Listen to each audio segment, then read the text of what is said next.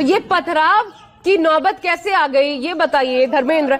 पथराव तो मतलब कि पहले से कोई तैयारी थी क्या कि अगर ऐसी स्थितियां उत्पन्न होती है तो उस हालात में क्या किया जाना है? पुलिस वाले पिस्तौल ताने हुए हैं, तब तक सब सुरक्षित हैं। यदि पुलिस पर पिस्तौल तानने लग जाए तो समाज असुरक्षित हो जाता है। एक और प्रश्न है कि आखिर पत्थरबाजी वाली बात छिपाकर पुलिस को गलत साबित कैसे किया जा रहा था? कौन लोग हैं? कई इलाकों में मुस्लिम उम्मीदवारों ने इस बात पर आपत्ति जताई कि पुलिस के लोग वोटर्स की आईडी क्यों चेक कर रहे हैं। यूं ही चलता रहा तो कल को कहोगे मुस्लिमों के एक वोट को दो मान लिया जाए, क्योंकि उनकी जनसंख्या बहुसंख्यकों से थोड़ी कम है। नमस्कार, मैं हूं राजन झा और बहुत बहुत स्वागत है आपका हमारे नए वीडियो में। मित्रों, महाराष्ट्र और झारखंड विधानसभा चुनाव के साथ साथ उत्तर प्रदेश में उपचुनाव भी संपन्न हुए। सभी चुनाव के परिणाम 23 नवंबर को सामने आने वाले हैं। आज हम बात करने जा रहे हैं उत्तर प्रदेश उपचुनाव के दौरान हुई हिंसा पर, पुलिस प्रशासन पर लगाए गए आरोपों पर और मुस्लिमों की आपत्ति पर। आपसे निवेदन है कि चैनल को समर्थन दें, इसे सब्सक्राइब करें, वीडियो को शेयर करें, अन्य लोगों तक पहुंचाएं, इससे मेरा भी उत्साहवर्धन हो। आइए आरंभ करते हैं। उत्तर प्रदेश की 9 विधानसभा सीटों फूलपुर, गाजियाबाद, मंझवा, खैर, मीरापुर, सीसामऊ, कटहरी, करहल और कुंदरकी पर उपचुनाव कराए गए। मुजफ्फरनगर की मीरापुर से बहुजन समाजवादी पार्टी के पूर्व सांसद कादिर राणा की बहू सुंबुल राणा सपा की टिकट पर चुनाव लड़ रही हैं। मतदान शुरू होते ही ककरौली इलाके में समाजवादी पार्टी के समर्थकों ने वोटिंग में धांधली का आरोप लगाना शुरू कर दिया। इसके बाद नारेबाजी भी शुरू हो गई। अखिलेश यादव अपने एक्स हैंडल से एक वीडियो साझा करते हैं। वे आरोप लगा रहे हैं कि मीरापुर के ककरौली में एसएचओ रिवॉल्वर लेकर वोटर्स को धमका रहे हैं। प्रथम दृष्टिया देखें तो लगेगा बात तो सही है, एसएचओ तो लोकतंत्र की हत्या कर रहे हैं, वो वोटर्स को हथियार दिखाकर कैसे भयभीत कर सकते हैं? बड़े बड़े पत्रकार जोश में आकर लिख गए लोकतंत्र की हत्या हो गई, फोटो अपलोड कर दिया स्क्रीनशॉट लेकर। परंतु सच यह है कि यह तमाशा लोकतंत्र की लाश पर हो रहा था। लोकतंत्र की हत्या थोड़ी देर पहले हुई थी। यह कुछ हिंदी फिल्मों के सीन की तरह समझ लीजिए, जिसमें कातिल हत्या कर फरार हो जाता है और लाश से छुरी निकालने वाले बेगुनाह को पुलिस पकड़ लेती है। मित्रों, मुस्लिम बहुल इस इलाके में भीड़ ने पुलिस पर पथराव किया। जो वीडियो शेयर किया जा रहा है उसमें आप ईंट, पत्थर इत्यादि देख सकते हैं। पुलिस वालों को आड़ में छिपते हुए देखा जा सकता है। इक्का दुक्का दंगाइयों को भी देख सकते हैं जो छुपते छुपाते स्थिति का जायजा ले रहे हैं। स्क्रीनशॉट शेयर करने वालों में रवीश कुमार भी शामिल हैं।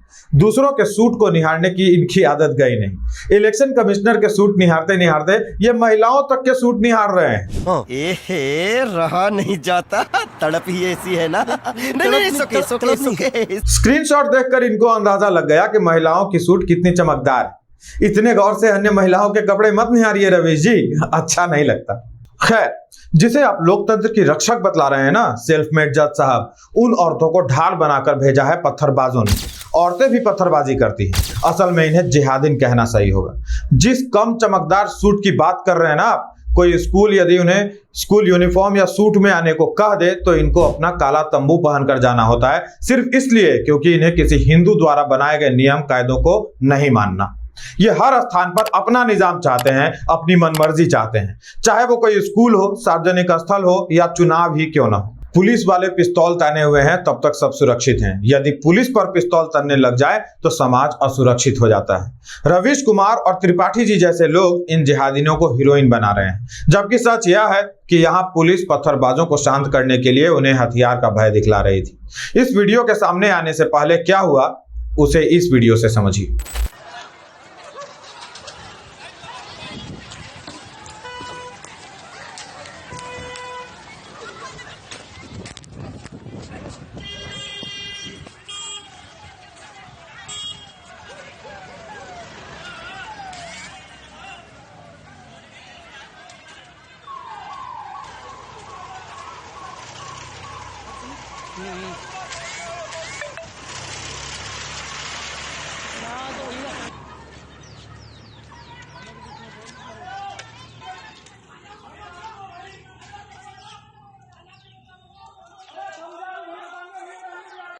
तो आप ही सोचिए, हिंसा कर रहे इन लोगों को शांत कराने के लिए यदि पुलिस ने हथियार का भय दिखाया तो क्या गलत किया?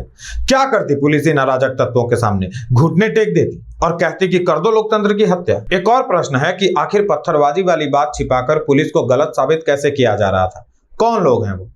उसका उत्तर इस लिस्ट में है।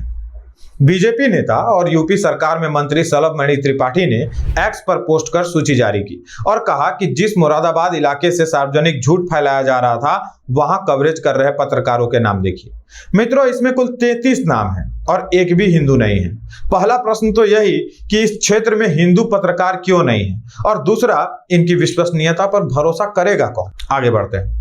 कई इलाकों में मुस्लिम उम्मीदवारों ने इस बात पर आपत्ति जताई कि पुलिस के लोग वोटर्स की आईडी क्यों चेक कर रहे हैं। कुंदरकी विधानसभा क्षेत्र में सपा कैंडिडेट हाजी रिजवान ने अपने समर्थकों के साथ मतदान केंद्र पर पहुंचकर पुलिस पर मतदाताओं का पहचान पत्र चेक करने का आरोप लगाया और हंगामा करने लगे। आपको कितना अधिकार है पर्ची चेक करने का?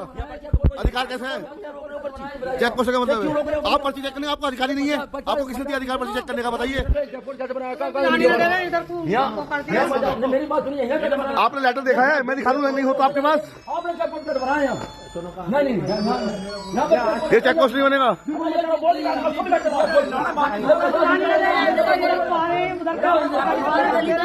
अभी होगी बात। उधर की बंदिश लगा दी। चेक पोस्ट क्या तुके हैं?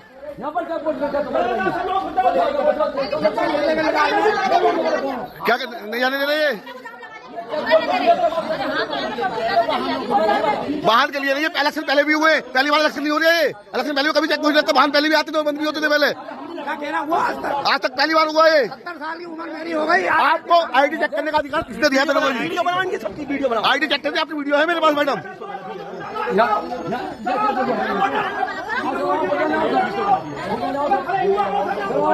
अरे बैरियर हटाइए है बिल्कुल, हटाइए बैरियर। क्या तुमको बैरियर का क्यों लगाया? बैरियर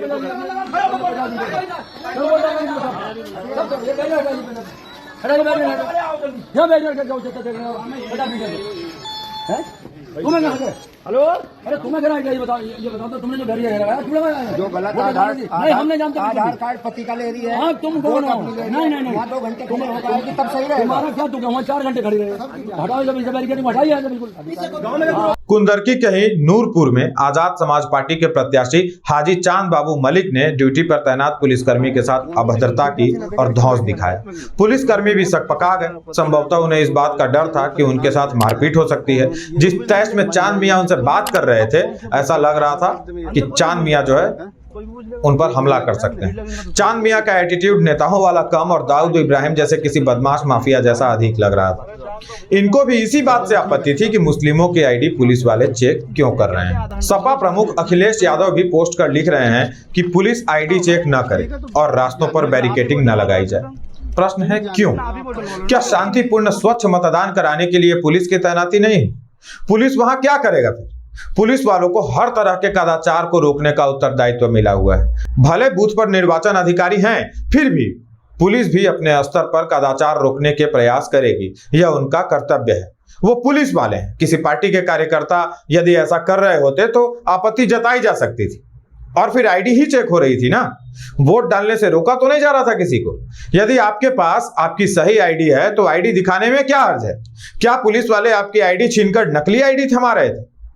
इस आपत्ति का कोई औचित्य समझ में नहीं आता। अब ये लिबरल गैंग वाले यह चाहते हैं कि वोटर यदि मुस्लिम है तो उनको बिना किसी जांच के, बिना वेरिफिकेशन के वोट डालने दिया जाए क्योंकि वह एक मुस्लिम है। यूं ही चलता रहा तो कल को कहोगे मुस्लिमों के एक वोट को 2 मान लिया जाए क्योंकि उनकी जनसंख्या बहुसंख्यकों से थोड़ी कम है। मजाक चल रहा है इस देश में। यह सब नहीं चलेगा। चुनाव के परिणाम चाहे जो आए, लेकिन वोटिंग को लेकर की जाने वाली सख्ती लोकतंत्र के लिए अति आवश्यक है। यह सख्ती इसलिए आवश्यक है ताकि किसी प्रदेश में 25,000 घुसपैठिए एक ही सीरियल नंबर के वोटिंग कार्ड प्राप्त कर आपके चुनाव को प्रभावित न कर सके। 25,000 वोटिंग कार्ड। पश्चिम बंगाल में मतदाता सूची से करीब 16 लाख नाम या तो हटा दिए गए या फिर सही कर दिए गए। 16 लाख। बोनगांव दक्षिण और माटीगाड़ा नक्सलवाड़ी विधानसभा क्षेत्र के सबसे अधिक एक ही नंबर के वोटर कार्ड मिले हैं इस इलाके में। इसमें बोनगांव की सीमा बांग्लादेश और माटीगाड़ा नक्सलवाड़ी की सीमा नेपाल से लगती है। इसके अलावा मध्यम ग्राम, राजारहाट, गोपालपुर, कैनिंग पूर्वा, बरोईपुर पूर्वा और पश्चिम कारसियांग, सिलीगुड़ी, बोनगांव उत्तर और फालाकाटा में भी फर्जी वोटर कार्ड मिले हैं। बंगाल के रास्ते घुसपैठ का यह खेल चल रहा है और देश भर में एक साजिश के तहत घुसपैठियों को बसाया जा रहा है। राहुल गांधी, ममता बनर्जी, अखिलेश यादव, हेमंत सोरेन और तेजस्वी यादव जैसे नेता केवल मुस्लिमों का वोट प्राप्त करने के लिए देश को बारूद के ढेर पर खड़ा कर रहे हैं। ऐसे में देशवासियों को आगे आना होगा, इन नेताओं को नहीं, देश को बचाना होगा। मैं फिर से एक ही बात कहूंगा, देश है तो हम हैं तो जाति है, समाज है, सब है। आज के लिए इतना ही, मिलेंगे एक अन्य वीडियो के साथ। तब तक अपना ध्यान रखिए, चैनल को सब्सक्राइब करना मत भूलिए। जुड़ने के लिए आप सभी का आभार, बहुत बहुत धन्यवाद।